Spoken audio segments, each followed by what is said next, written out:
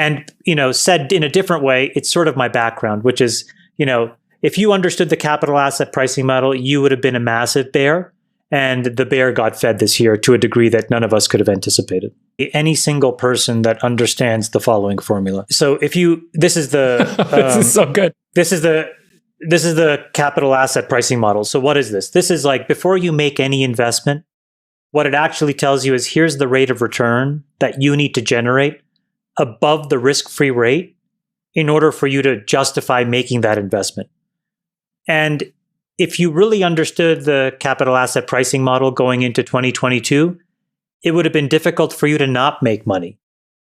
Because all of a sudden, as the 10-year flexed up and as the volatility, particularly of things like tech stocks, went crazy, you could have figured out where to park your money. And all these people that have built businesses around this capital asset pricing model, so you have companies, obviously, so you have sectors of the economy like defense or energy stocks, consumer goods and staples. They all had moments where they all did well. But if you take it one step above, the organizations that actually ran big macro books or really understood how to algorithmically implement this capital asset pricing model just ran roughshod over the markets. And, said in a different way, it's sort of my background, which is, if you understood the capital asset pricing model, you would have been a massive bear. And the bear got fed this year to a degree that none of us could have anticipated. On a percentage basis, David absolutely nailed it. Sachs absolutely nailed it. On a dollar basis, the biggest business loser of this year was big tech.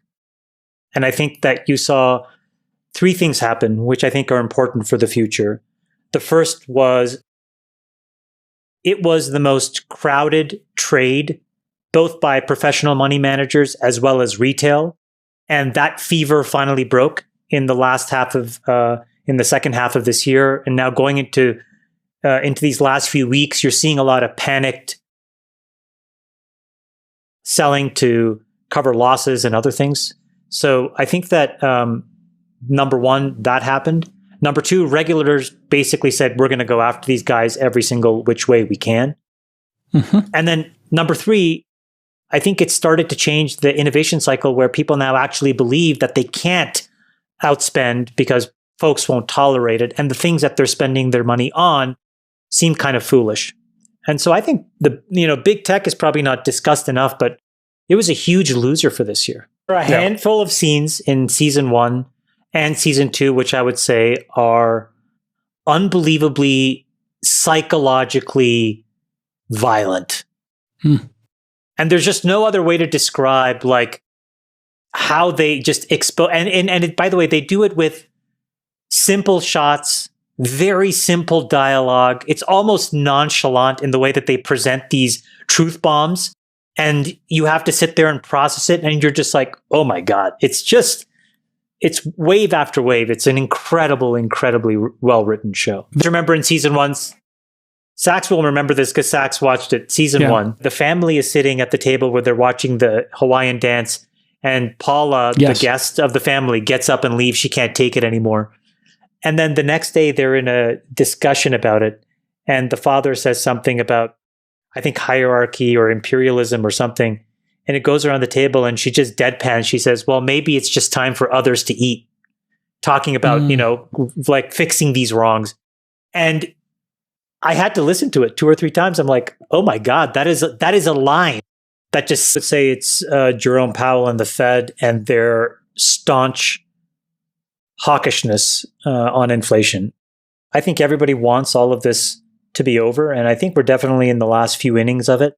But I think what was surprising was how consistent and how hawkish and how bearish Jerome Powell was. Every chance he got, he didn't capitulate or waver from the key message, which he was saying from the beginning, which is we have the tools to fix a broken economy, but we don't have the tools to fix runaway inflation.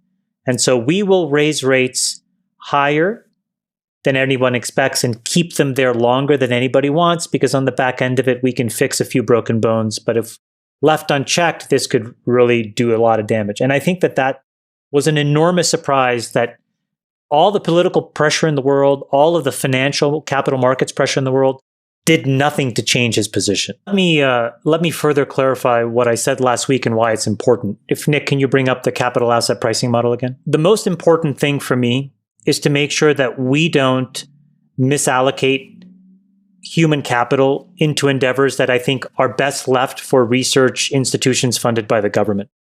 And I think when you look at a capital asset pricing model and try to build one out for fusion as an example, the expected rate of return that you need to get from this is just astronomically high because of the beta of that investment risk and the market risk premium you have to generate. And so, from my perspective, I think that there are probably 4 or 5 labs in the world that are capable of actually getting us to a positive energy equation. I think Friedberg, I really thank you for actually saying that it wasn't a breakthrough and more of a milestone. I think the real breakthrough is when we have positive, not just joules, but we actually convert that into electrical energy, right? And we actually talk about power and watts. And I think that most people listening probably don't even understand the difference between joules and watts or don't even care. And they want to jump around here or there. So the point is that there's an enormous path we need to take in physics. And I think it's best done in governments. And I don't want to see a bunch of billions of dollars get wasted to get marginal cost of energy to zero right now. I think there is a point in time where private startups can take the last 20 or 30%. But I think about this like the internet, which is you needed DARPA to build V1, and then it could be handed over to private industry. And I think fusion, when we look back, will look very similar. And all the folks that try to build, versions of the internet that were private, I think found themselves lagging because there's just a level of investment that's required that's best served in government. So anyways, let's clarify that for all the folks who got their panties in a bunch yesterday. Brigadoons. But in any event, my science breakthrough of the year is that there was a 13-year-old girl. This was, because of all of this fusion stuff, actually, we didn't even get to cover it because it happened in the same week. And I think this is infinitely more impressive and is an actual breakthrough, which is a 13-year-old girl in the United Kingdom who had a heretofore uncurable form of leukemia, T-cell acute lymphoblastic leukemia. So typically you start in chemotherapy. If chemotherapy doesn't work, you move to bone marrow transplants. And it was uncurable. And a lab in the UK, basically using CRISPR, edited these transplant T-cells to go in and wipe out her cancer. And now her cancer is literally undetectable. Now, if you bring up that capital asset pricing model again, Nick, what I'll tell you is the rate of return on a human life, in my opinion, is infinite. And so here is an unbelievable breakthrough that got very little attention because everybody was wrapped around the axle of fusion. It happened in the same week, so maybe it's understandable. I didn't understand it. But I think this is the single most important thing that happened in science, not just this year, but frankly in the last decade. Because if you can actually now do base editing and eradicate, at least in this case, a blood-based cancer, and eventually we'll be able to bring that and use that towards solid-state tumor cancers, it's a huge breakthrough in just human longevity and human quality of life. And that happened just a few weeks ago. What's so interesting about the views feature is that a bunch of websites, I think it started because Instagram did a bunch of apps, deprecated, likes because they felt that it was part of this negative cycle. And so they took all this stuff away.